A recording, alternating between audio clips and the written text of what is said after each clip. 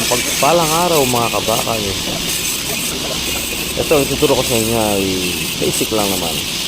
Magta-thread tayo. Kaya siyempre, umpisa natin sa pag-taking, start turning, and then magta-thread tayo. Let's go.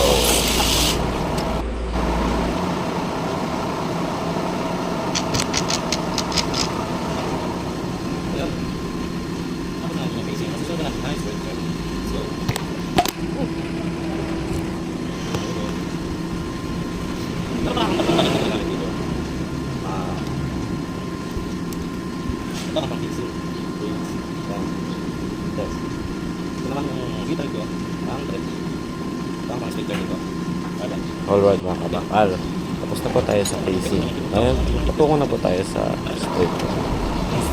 Straight turning mga kabakal ay proseso ng pagbawas ng diameter ng workpiece. Ayan, diretso lang tayo mga kaibigan. Patapos na po tayo sa pag-straight turning guys. Ayan, ito-jumper po tayo. Ito tawag yung jumpering, yung pagbawas sa matalim na parte. Let's proceed to training. Yan, forward pa rin po tayo. Yan, nag-thread na po tayo yan. Hand-stop po tayo. Tapos mabilis po.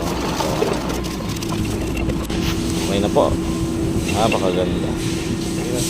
Napakadali na po. Yan po. Tapos na natin. Kung nagustuhan niyo pong video kayo, subscribe. Ito na po yung finish product. Thanks for watching.